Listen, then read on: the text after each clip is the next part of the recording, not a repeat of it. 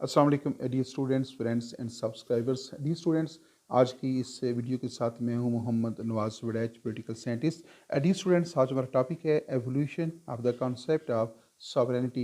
यानी आज की इस वीडियो के अंदर जो है हम ये जानने की कोशिश करेंगे जो सॉवरेन स्टेट का जो कॉन्सेप्ट है इसकी ओरिजिन कैसे हुई है और किस तरह जो है इसका एवोल्यूशन हुआ है और मुख्तलिफ स्टेजेस से गुजरने के बाद जो है मौजूदा दौर में जो है जो सॉवरेन स्टेट का कंसेप्ट है उसकी नेचर क्या है। और ख़ास तौर पे जब मुख्तलिफ इंटरनेशनल ऑर्गेनाइजेशंस कायम हो चुकी हैं जैसे कि यूएनओ है और यूरोपियन यूनियन है और बेशुमार इंटरनेशनल ऑर्गेनाइजेशंस हैं, और उनके होते हुए जो है इंटरनेशनल ऑर्गेनाइजेशंस हैं उनके होते हुए जो सॉवरेन स्टेट जो है वो किस हद तक जो है वो मुतासर हुई है, जो रियासतों की जो सॉवरेन पोजीशन है वो किस हद तक जो है वो वीक हुई है, और उस रियासत के जो सॉवरेन स्टेट का जो इमेज है वो जो मुतासर हुआ है उसको क्या नाम दिया जा सकता है कि क्या वो रियासत ऐसा अपनी मर्ज़ी से कर रही है या कि उसके ऊपर कोई दबाव है या प्रेशर है जिसकी वजह से उसने इंटरनेशनल ऑर्गेनाइजेशन जो है अपने ऊपर जो है वो हावी कर दिया है, या इंटरनेशनल ऑर्गेनाइजेशन जो है वो रियासत के ऊपर अपनी मर्ज़ी जो है वो मुसल्लत करने में कामयाब हो रही हैं। आइए देखते हैं, इस वीडियो का आगाज़ करते हैं। Mohammad Nawaz Waraich, political scientist. Dear students, please subscribe my YouTube channel. ये आपके लिए मैसेज है कि आप चैनल को सब्सक्राइब करें, इसको लाइक करें, और अगर आप मुनासिब समझते हैं तो इसको अपने जो स्टूडेंट्स हैं, तो आपके जो फेलोस होते हैं उनके साथ शेयर भी कीजिएगा। जी, तो यहाँ से इस वीडियो का आगाज़ होता है phases of the evolution of concept of sovereignty. तो इसमें हमने चूँकि इसको एवोल्यूशन देखना है, इसकी ओरिजिन देखनी है, तो इसको हमने मुख्तलिफ फेजेस के अंदर जो है वो तकसीम कर दिया है कि जैसे फर्स्ट फेज़ है, सेकंड है, थर्ड है, फलां फलां। तो इस तरह जो है इस क्वेश्चन को हम समझने की कोशिश करते हैं कि सॉवरेनिटी का जो कॉन्सेप्ट है उसका एवोल्यूशन कैसे हुआ है और किस तरह इसने मुख्तलिफ स्टेजेस जो हैं वो तय करने के बाद जो है वो मौजूदा दौर के अंदर जो है वो किस तरह पहुंचा है। तो देखिए, फर्स्ट फेज़ जो है जो सॉवरेन स्टेट का या सॉवरेनिटी की जो फर्स्ट फेज़ है वो है 30 years war and evolution of sovereignty. या मैं आपको बताता चलूँ कि 30 ईयर्स वार है ये 1618 के अंदर शुरू हुई और 1648 के अंदर जो है इसका इख्तिताम हुआ था। तो ये जो मौजूदा रियासत का जो कॉन्सेप्ट है और जो मौजूदा रियासत की जो सॉवरेन पोजीशन है या जो रियासत के अंदर जो सॉवरेनिटी का जो कॉन्सेप्ट है इसका जो आगाज़ है वो होता है 30 ईयर्स वार, जो ट्रीटी ऑफ वेस्टफालिया है वहाँ से जो है इस मौजूदा रियासत के सॉवरेन कॉन्सेप्ट का जो है आगाज़ होता है। तो आइए देखते हैं कि इसमें कौन कौन सी चीज़ें आती हैं। जी, जो the first phase of the evolution of the sovereignty is considered the treaty of Westphalia. जो ट्रीटी ऑफ वेस्टफालिया है that was signed in 1648 at the end of the 30 years war. 30 years war जो है जो Europe के अंदर लड़ी गई, उसमें जब उस जंग का अख्ताम हुआ तो उसमें ये डिसाइड नहीं हुआ था कि उसमें कौन फातेह है और कौन जो है वो हार गया है। तो वो एक बेसिकली एक डिप्लोमेटिक अंदाज से जो है एक ट्रीटी साइन हुआ, और उसके नतीजे में जो है रियासत को फर्स्ट टाइम जो है सॉवरेन डिक्लेयर कर दिया गया था, और रियासत की सॉवरेनिटी जो है उसको तमाम जो ट्रीटी ऑफ वेस्टफालिया के जो फ्रीक थे जो उसमें साइन कर रहे थे उन्होंने सब ने जो है रियासत की सॉवरेन पोजीशन को जो है तस्लीम कर लिया। देखिए, the concept of sovereignty emerged during the Treaty of Westphalia from 1618 to 1648। जो 30 ईयर्स वार है उसका आगाज़ हुआ 1618 और एट द इन द 1648 जो है जाकर ये जंग अपने इख्तिताम को पहुंची, और eight the end of the 30 years war treaty of Westphalia was signed. तो जब ये ट्रीटी ऑफ वेस्टफालिया साइन हुआ तो इसके अंदर जो है जो सॉवरेनिटी का जो कॉन्सेप्ट है वो अमर्ज होता है, और leading to the treaty of Westphalia. और ये जो 30 ईयर्स वार है इसने ही इसके नतीजे में ही ट्रीटी ऑफ वेस्टफालिया जो था वो साइन हुआ था, which established the principle of sovereign state या स्टेट सॉवरेनिटी। तो ये ट्रीटी ऑफ वेस्टफालिया है जिसमें फर्स्ट टाइम जो है स्टेट सॉवरेनिटी जो है उसको जो था वो एक्सेप्ट कर लिया गया, या जो सॉवरन स्टेट का जो कंसेप्ट है इसका जो आगाज़ है वो ट्रीटी ऑफ वेस्टफालिया से होता है। ट्रीटी ऑफ वेस्टफालिया के अंदर जो है रियासत को नेशनल स्टेट डिक्लेयर किया गया, उसको एक सेकुलर स्टेट डिक्लेयर किया गया, और सेकुलर के साथ जो है रियासत को सॉवरन स्टेट भी डिक्लेयर कर दिया गया था। और वहीं से जो है मॉडर्न स्टेट का भी आगाज़ होता है। तो इसलिए ट्रीटी ऑफ वेस्टफालिया को अगर थोड़ा सा हम समझने की कोशिश करें तो इस ट्रीटी के अंदर जो है रियासत जो है उसको modern, sovereign, national and secular state का जो है वो दर्जा दे दिया गया था। तो नेक्स्ट स्लाइड पे चलते हैं जी। Treaty of Westphalia recognize the equality of states as a principle of international law। अब जो ट्रीटी ऑफ वेस्टफालिया है उसका जो सबसे मेजर जो फीचर है वो है कि तमाम जो रियासतें थी उनको सॉवरन डिक्लेयर कर दिया गया था, और उसके नतीजे में जो है तमाम जो रियासतें हैं उनकी इक्वलिटी जो है, इक्वलिटी ऑफ द स्टेट्स को रिकग्नाइज किया गया कि तमाम रियासतें सॉवरन होंगी और तमाम रियासतों का जो स्टेटस है वो इक्वल होगा। यानी according to the international law तमाम रियासतें जो हैं वो इक्वल स्टेटस की मालिक होंगी, चाहे उनका रकबा कम है चाहे ज़्यादा है, या किसी रियासत की आबादी कम है किसी रियासत की आबादी ज़्यादा है, या वैसे मुआशी तौर पे कोई रियासत कमज़ोर है या ताकतवर है, तो तमाम रियासतें जो हैं उनकी इक्वलिटी को रिकग्नाइज़ किया गया और उसके साथ साथ उनकी सॉवरेनिटी को भी रिकग्नाइज़ कर लिया गया था। यही जो है ट्रीटी ऑफ वेस्टफालिया का मरकज़ी जो पॉइंट है वो ये है। और नेक्स्ट इसमें जी है the principle of the peace of Westphalia established important political presidents for, यानी जो ट्रीटी ऑफ वेस्टफालिया है उसने जो बड़े इम्पोर्टेंट पॉलिटिकल प्रेसिडेंट्स कैम किए उसमें नंबर 1 है स्टेट सॉवरेनिटी। तो ट्रीटी ऑफ वेस्टफालिया के अंदर 3 बुनियादी जो है फैसले किए गए थे, उसमें तमाम रियासतों की जो सॉवरेनिटी है और जो इक्वलिटी है उसको तस्लीम कर लिया गया था। Number 2 inter state diplomacy. तो फर्स्ट टाइम जो है ये कंसेप्ट डिक्लेयर हुआ कि रियासतों के दरमियान अगर कोई कन्फ्लिक्ट है तो उसको डिप्लोमेसी के ज़रिए डिप्लोमेटिक टूल्स को यूज़ करके जो है उस इशू को, उस कन्फ्लिक्ट को जो है वो रिज़ॉल्व किया जाएगा, उस मसले का हल तलाश किया जाएगा। तो ये कंसेप्ट पैदा हुआ कि रियासतें तमाम जो मसाइल हैं उनका हल सिर्फ जंग ही नहीं होती बल्कि डिप्लोमेटिक टूल्स को इस्तेमाल करके भी जंगों को रोका जा सकता है, पीस जो है उसको मेंटेन किया जा सकता है। तो ये ट्रीटी ऑफ वेस्टफालिया का एक और फ़ायदा हुआ। और नंबर 3 है balance of power in Europe. तो यूरोप के अंदर जो है जो first time balance of power का कंसेप्ट पैदा हुआ, और वो जो बैलेंस ऑफ पावर था उसकी वजह से जो है जंगों को रोकने में मदद मिली थी, क्योंकि बैलेंस ऑफ पावर का बुनियादी जो मकसद होता है वो होता है जंगों को रोकना। तो बैलेंस ऑफ पावर का जो सिस्टम है रियासतों के दरमियान जो बैलेंस ऑफ पावर जब कायम हो जाता है तो उससे जंगों को रोकने में मदद मिलती है और अमन को कायम करने में जो है वो मदद मिलती है। ये फर्स्ट फेज़ थी। ये इसके नतीजे में जो सॉवरेनिटी है, जो स्टेट सॉवरेनिटी है उसका जो है वो ओरिजिन होता है। सेकंड फेज़ आ जाता है जी। सेकंड फेज़ का नाम है early modern era and evolution of sovereignty, और ये है सेकंड फेज़। आप अगर हेडिंग लगाना चाहेंगे तो पहले था फर्स्ट फेज़ और ये है सेकंड फेज़। तो आइए देखते हैं सेकंड फेज़ में कौन कौन सी चीज़ें हैं, कौन कौन लोग हैं जिन्होंने सॉवरेनिटी के ऊपर काम किया है। जीन बुदीन, जीन बुदीन जो है he was a French political philosopher और he was born in 1596 and died in 1530। Jean Boudin is considered as the founder of the secular theory of sovereign state।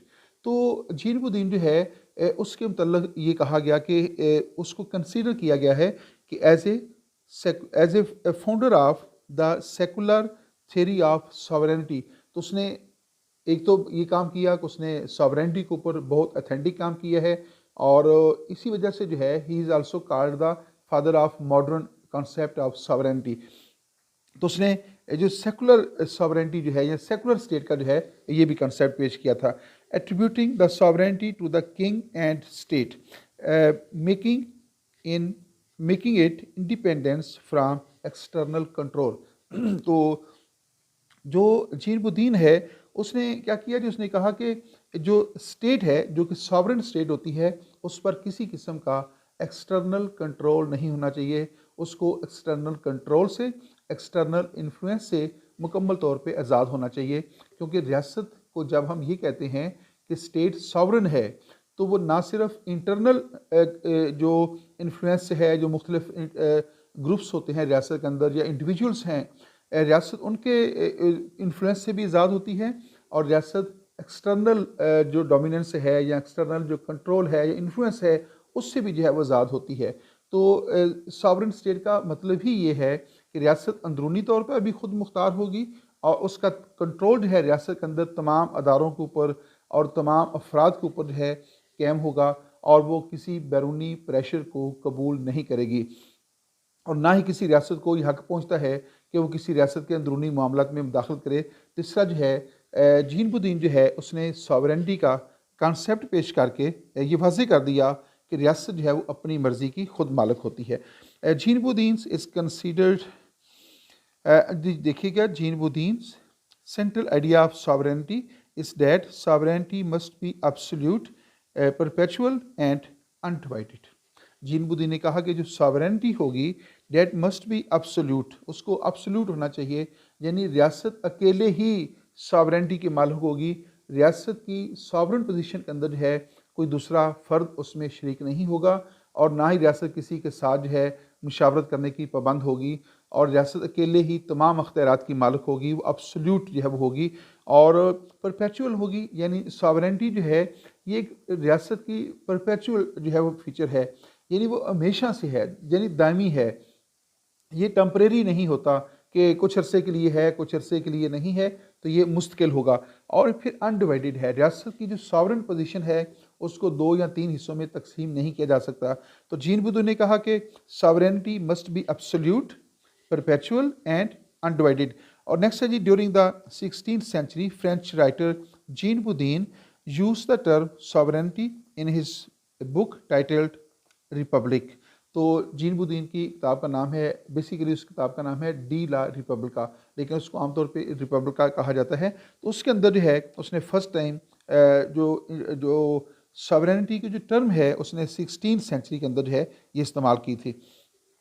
और Jean Bodin जो है defined the sovereignty as the supreme power over citizens and subjects unrestrained by law.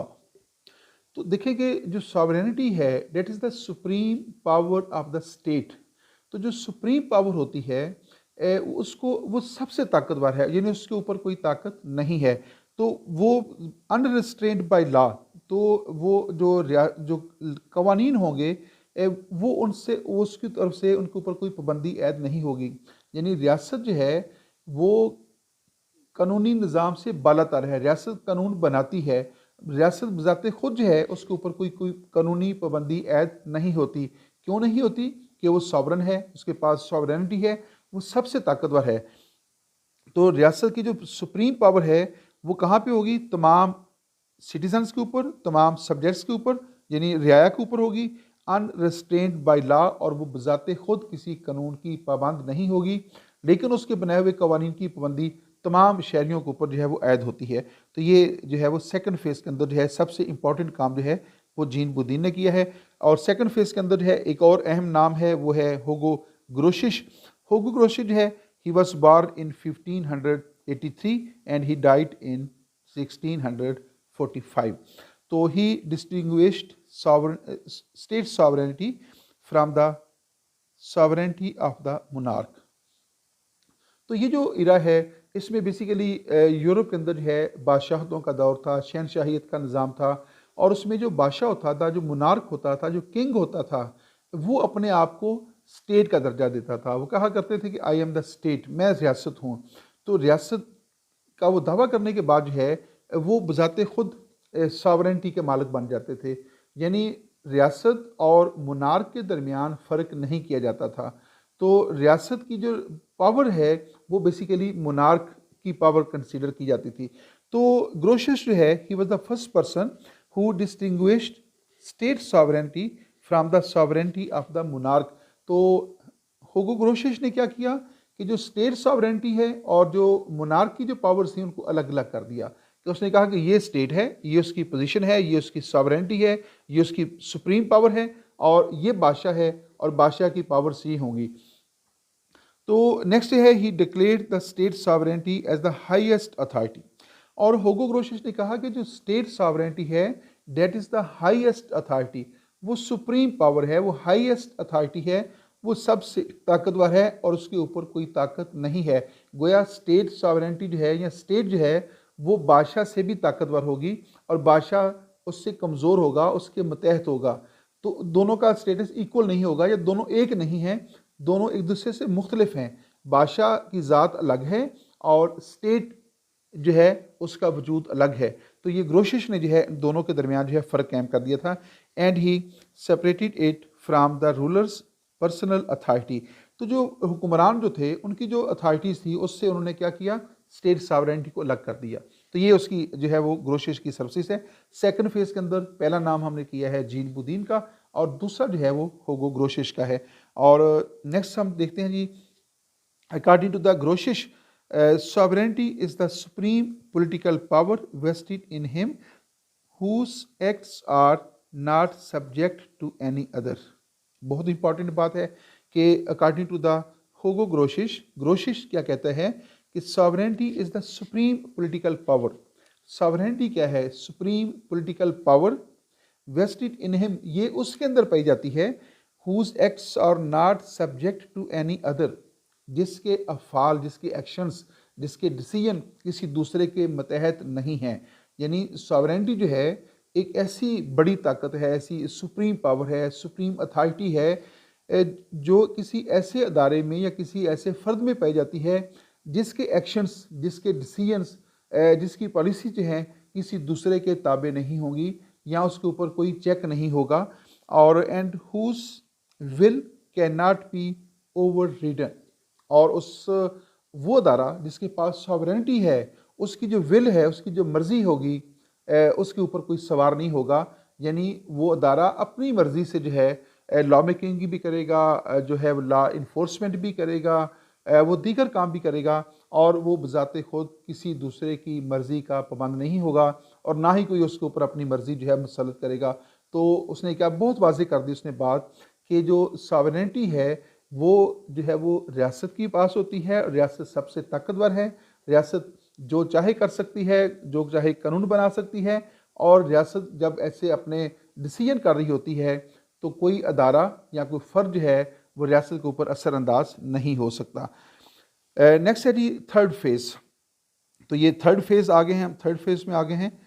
तो third phase के अंदर जो है क्या है जी, age of enlightenment and evolution of sovereignty.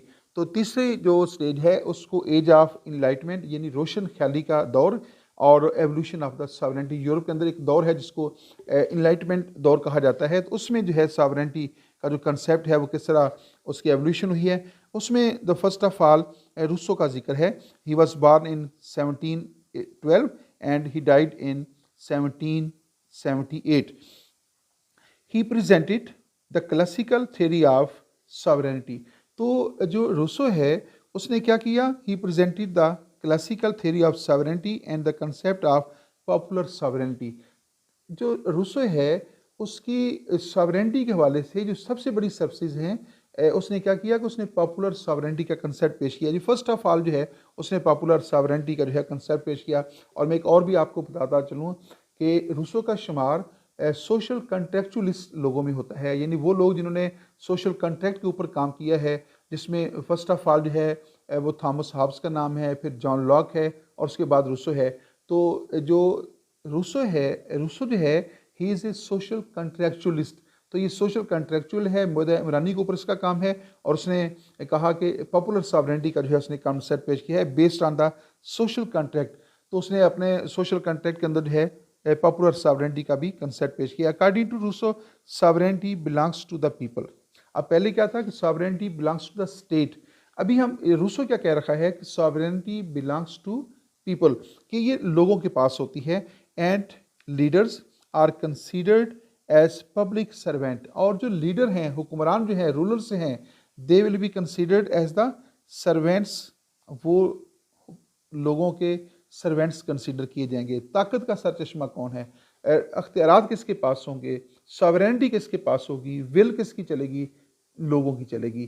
तो ये बेसिकली जो है, चूँकि वो एक वॉज डेमोक्रेटिक शख्स था और उसने डायरेक्ट डेमोक्रेसी का कंसेप्ट पेश किया था, तो इसलिए वो तमाम पावर्स देता है लोगों को और हुक्मरानों को लोगों की मर्ज़ी का पाबंद करार दे रखा है। वो कहता है कि उनकी हैसियत अवाम के सर्वेंट्स की तरह है, गोया वो अवाम के अहकामात, अवाम के फ़ैसले, अवाम की विल के मुताबिक काम करने के पाबंद होंगे। Who can be removed if necessary, और जो हुक्मरान होंगे, जो रूलर होंगे, या जो भी जिनके पास हुकूमत होगी, जो लीडर्स होंगे, अगर ज़रूरी हुआ तो वाम उनको रिप्लेस भी कर सकते हैं, उनको उहदों से हटा भी सकते हैं। तो ये जो है पॉपुलर सॉवरेंटी का कंसेप्ट भी बेसिकली यही है। डायरेक्ट डेमोक्रेसी की जो है वो बेसिकली जो है उसमें बात करता है। और the central tenet of popular sovereignty of Rousseau is that द legitimacy of government's authority and of its law is based on, एक मिनट जी दोबारा इसको देखिएगा, the central tenet of popular sovereignty of Rousseau is that the legitimacy of government's authority and of its law is based on the consent of the governed. Governed क्या मतलब है? जिन लोगों के ऊपर हुकूमत की जाती है उनकी कंसेंट के मुताबिक जो है लॉ मेकिंग की अथॉरिटी जो है इस्तेमाल की जाएगी। कानून क्या होना चाहिए? ये उन लोगों की मर्ज़ी के मुताबिक होना चाहिए जिन लोगों के ऊपर हुकूमत की जा रही है। That is democracy. जमहूरियत क्या है? जमहूरियत यही है कि रियासत का जो निज़ाम है, जो लॉ मेकिंग काम है, वो या जो भी आप डिसीजंस करते हैं तो वो जिन लोगों के ऊपर हुकूमत की जा रही है उनकी मर्ज़ी के मुताबिक जो है की जाएगी। तो ये बेसिकली डेमोक्रेसी की बात कर रखा है। और यानी उसने पॉपुलर सॉवरेंटी की बात की और कहा कि ताकत का जो सरचश्मा है वो बेसिकली अवाम होते हैं, लिहाजा जो लॉ मेकिंग काम है वो लोगों की मर्ज़ी के मुताबिक होना चाहिए, जिन लोगों के ऊपर हुकूमत की जा रही है उनकी मर्ज़ी के मुताबिक होना चाहिए। और थर्ड फेज़ के अंदर नेक्स्ट दूसरा नाम है मॉन्टेस्क्यू का। मॉन्टेस्क्यू जो है he was born in 1689 and died in 1755। Montesquieu का तल्लुक भी जो है वो फ्रांस के साथ है। He was a French political philosopher. Montesquieu introduced the concept of national sovereign and attached the notion of nation to sovereignty and leading to the idea of the nation state. तो Montesquieu जो है he is a French political philosopher. Basically Montesquieu की जो सबसे famous theory है वो theory of separation of powers है and checks and balance है। लेकिन सॉवरेंटी के ऊपर भी उसका काम है और उसने जो है वो नेशनल सॉवरेंटी का जो है वो कंसेप्ट पेश किया है। और उसने सबसे पहले जो है नेशन स्टेट का कंसेप्ट पेश किया और उसने जो नेशनल सॉवरेंटी का कंसेप्ट पेश करके उसके अंदर एक नया जो है वो मौजू जो है वो दाखिल किया है। जिस तरह पहले स्टेट सॉवरेंटी थी, फिर पॉपुलर सॉवरेंटी आ गई और उसके बाद उसने नेशनल सॉवरेंटी की जो है बात की है। और नेक्स्ट भी मॉन्टेस्क्यू के हवाले से, Montesquieu was a French political philosopher who presented the theory of sovereignty in his famous work the spirit of laws. तो उसकी मशहूर किताब है द स्पिरिट ऑफ लॉज। उसके अंदर जो है उसने अपनी थेरी ऑफ सॉवरेंटी जो है वो पेश की है। और तीसरा इसमें नाम है थर्ड फेज़ के अंदर, पहला नाम हमने किया है रूसो का, दूसरा है मॉन्टेस्क्यू का, और तीसरा जो है वो जॉन लॉक का है। John Locke was born in 1632 and died in 1704। He propose the principle of people's sovereignty. तो जॉन लॉक जो है वो भी पीपल सॉवरेंटी की बात करता है कि सॉवरेंटी बिलोंग्स टू पीपल, लोगों के पास होती है। और रूसो भी ये बात कर रखा है। ये देखिए ये इनलाइटनमेंट का एज है जिसमें जो रोशन ख्याली की बात है, लिबरलिज्म की बात हो रही है, डेमोक्रेटिक सिस्टम की बात हो रही है, डेमोक्रेटिक सॉवरेंटी की बात हो रही है, लोगों की बात हो रही है, इंडिविजुअल की बात हो रही है। तो ये जो इरा है इसको इनलाइटनमेंट इरा भी कहते हैं। और इसमें जमहूरियत का जो एवोल्यूशन है या स्टेट सॉवरेंटी का जो एवोल्यूशन है वो इस दौर में जो है उसकी नोयत जो है चेंज होती हुई नज़र आ रही है। दोबारा देखिएगा, he propose the principle of people sovereignty where individuals hold sovereignty and can remove the official if necessary. वो कहता है जी जो सॉवरेंटी है डेट बिलोंग्स टू पीपल, लोगों के पास है ये।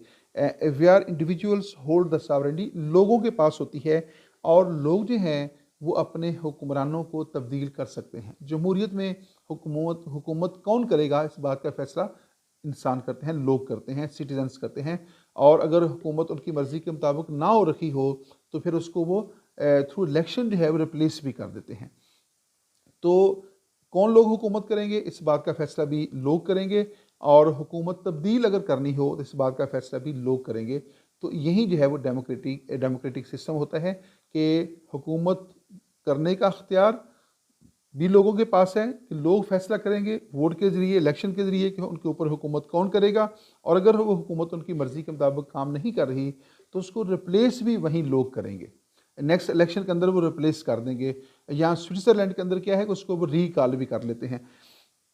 तीसरा जो है जो जॉन लॉक है वो भी बेसिकली एक जो अनलिमिटेड सॉवरेंटी की बात नहीं कर रहा, वो एक लिमिटेड सॉवरेंटी की बात कर रहा है कि उसमें वो कहता है कि रियासत जो है या जो गवर्नमेंट है, गवर्नमेंट की बात करनी चाहिए हमें कि गवर्नमेंट जो है वो महदूद अख्तियारात की जो है वो मालिक होगी। नेक्स्ट पॉइंट की तरफ चलते हैं। नेक्स्ट है John Austin and evolution of sovereignty. John Austin जो है उसके मतलब देखते हैं, he was a English political philosopher, he was an English jurist and known as the founder of school of analytical and jurisprudence.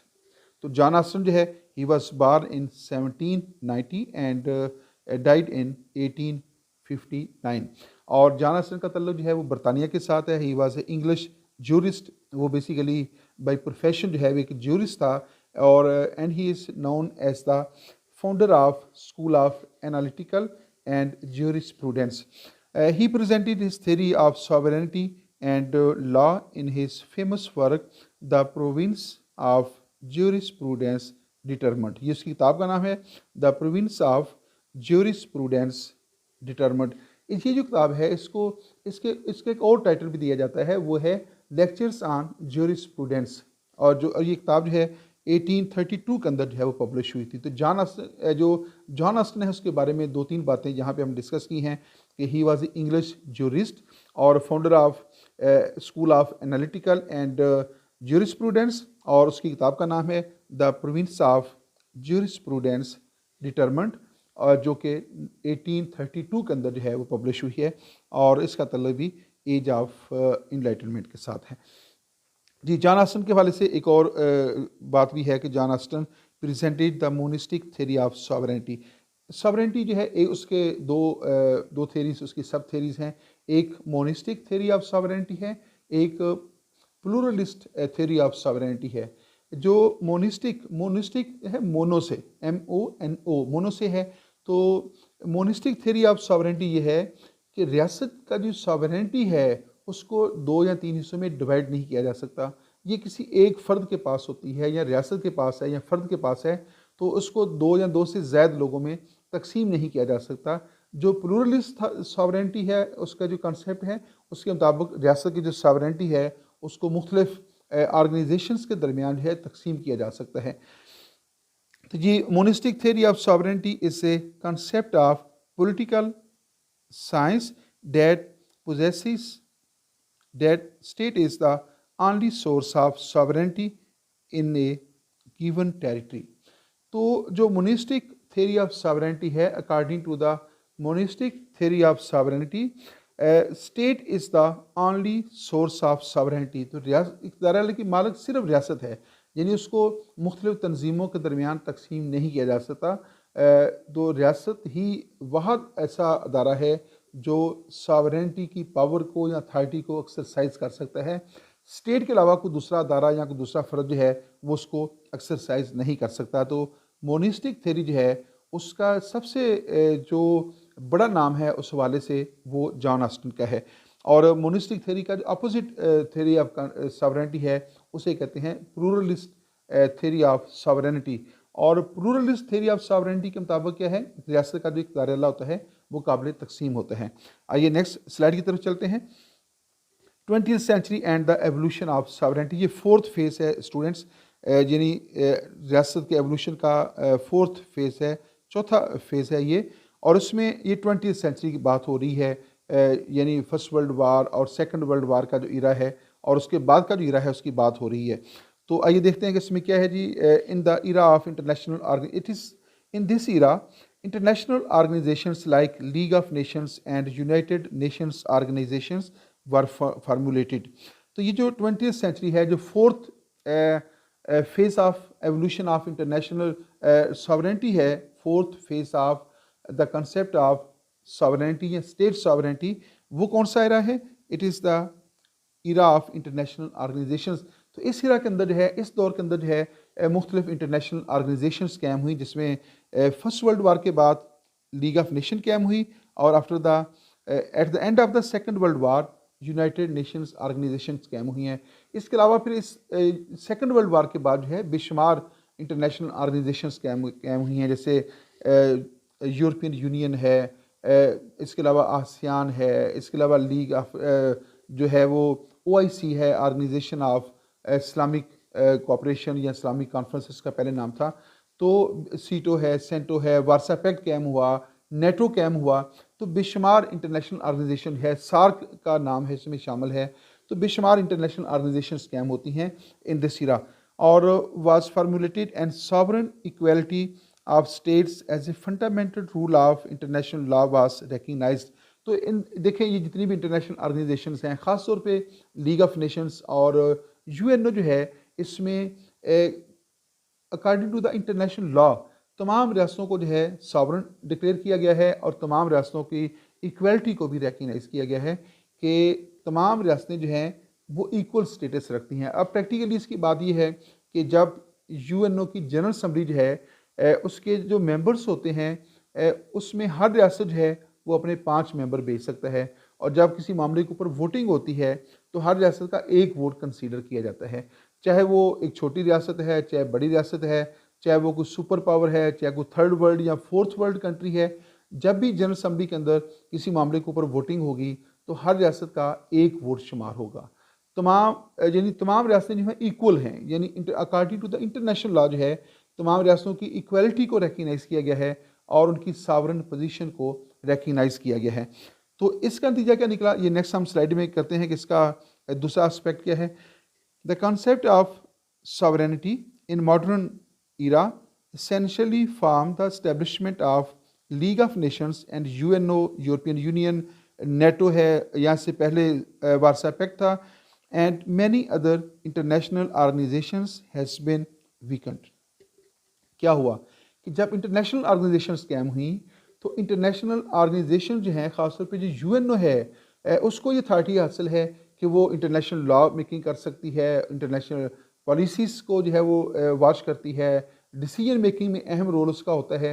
तो जब international organisation का role बढ़ना शुरू हुआ तो जो स्टेट सॉवरेनिटी है वो कमज़ोर होना शुरू हो गई, यानी रियासत की मर्ज़ी के ऊपर एक सुपरा नेशनल अथॉरिटी कायम हो गई है। जो UNO जो है बेसिकली आप यूँ समझें कि बास मामलात के ऊपर जो है ये एक सुपरा नेशनल अथॉरिटी है, यानी रियासत से मावरा एक अदारा है जो रियासत से भी ताकतवर बाज़ का हमें नज़र आता है। तो इसका नतीजा क्या निकला कि जो स्टेट सॉवरेनिटी है वो मिनिमाइज होना शुरू हो गई है। अब इन इंटरनेशनल ऑर्गेनाइजेशन का जो रोल है जितना ज़्यादा एक्सटेंड होगा, जितना ज़्यादा बढ़ेगा, जितनी ज़्यादा ताकत हासिल करेंगी, तो स्टेट सॉवरेनिटी जो है इतनी ज़्यादा लिमिटेड होती चली जाएगी। तो इंटरनेशनल ऑर्गेनाइजेशन अगर कमज़ोर होती हैं तो फिर स्टेट सॉवरेनिटी जो है वो अपनी असल पोजीशन में जो है वो हो जाएगी और सुप्रीम अथॉरिटी जो है बन के सामने आएगी। The member states have voluntarily transferred some aspects of their sovereignty to these organizations. अब जो बहुत सारे मामलात ऐसे हैं जिसमें जो UNO की जो मेंबर स्टेट्स हैं या किसी भी रियासत की जो मेंबर स्टेट्स होती हैं उन्होंने अपने कुछ मामलात जो हैं वो इन रियासतों के सुपुर्द कर दिए हैं। अब उन मामलात के ऊपर UNO की मर्ज़ी चलती है, इन रियासतों की मर्ज़ी वहाँ पे नहीं चलती। तो जितने मामलात उन्होंने UNO के सुपुर्द किए हैं या किसी भी दूसरी वो इंटरनेशनल ऑर्गेनाइजेशन को कर देते हैं या यूरोपियन यूनियन को कर देते हैं, तो वहाँ पे क्या है कि रियासत की सॉवरेनिटी या रियासत का जो दायरा-कार है वो इतना महदूद होता चला जाएगा। तो गोया 20वीं सेंचुरी के अंदर है रियासत की जो सॉवरेनिटी है उसको जो सबसे बड़ा चैलेंज पेश है वो है इंटरनेशनल ऑर्गेनाइजेशन की तरफ से, ख़ास तौर पे UNO की तरफ से और नेटो की तरफ से और यूरोपियन यूनियन की तरफ से। ये बड़ी इफ़ेक्टिव इंटरनेशनल ऑर्गेनाइजेशन है और इनका रोल बड़ा वसी है और ये रियासतों की सॉवरेनिटी के ऊपर जो है एक बहुत बड़ा चेक जो है वो बनी हुई है, जिससे रियासतों की सॉवरेनिटी जो है जो मेंबर स्टेट्स हैं वो काफ़ी हद तक जो है लिमिटेड होती हुई जो है वो नज़र आ रही हैं। तो फोर्थ जो फेज़ है उसमें रियासत की सॉवरेनिटी महदूद होती हुई जो है वो नज़र आती है। यहाँ पे इस मुख्तसर सी वीडियो का ख़त्म होता है। Thanks for watching me YouTube channel. Dear students, अपना फीडबैक ज़रूर दिया करें। इस फीडबैक से हमें अंदाज़ा होता है कि आप को हमारी ये जो थोड़ी सी कावश है ये आपके लिए फ़ायदेमंद हुई, नहीं फ़ायदेमंद हुई। अगर आपके पास कोई नया आइडिया है तो वो भी हमारे साथ शेयर किया करें, ताकि जब हम नई वीडियो तैयार करें तो आपके उस आइडिया को मद्देनज़र रखकर जो है काम किया जाए, ताकि आपको ज़्यादा से ज़्यादा जो है उससे बेनिफिट जो है वो हासिल हो सके। इजाज़त दीजिएगा, अपना भी ख्याल रखिएगा और अपने साथ साथ दूसरे लोगों का भी ख्याल रखिएगा। अल्लाह हाफ़िज़।